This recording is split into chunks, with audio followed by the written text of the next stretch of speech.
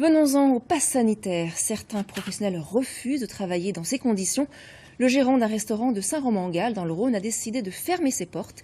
Il conteste la mise en place des contrôles obligatoires depuis lundi. Plusieurs indépendants et citoyens soutiennent son action à travers le collectif qu'il a créé sur les réseaux sociaux. Lise Riget et Benjamin Métral l'ont rencontré. Sur la devanture, le patron affiche non pas le menu, mais la couleur de son humeur, rouge, de colère. Christophe Chirat a du mal à digérer l'obligation du pass sanitaire dans les restaurants. Il conteste clairement la mesure et a donc choisi de fermer son établissement. On nous fait rentrer de force dans une démarche globale pour inciter les gens à aller se faire vacciner, donc c'est pas très chouette.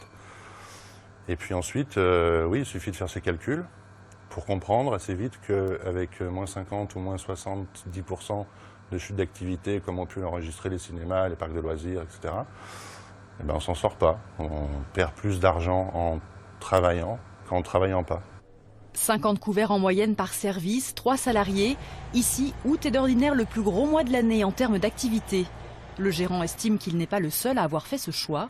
Il est rejoint sur les réseaux sociaux par de nombreux restaurateurs qui soutiennent son action.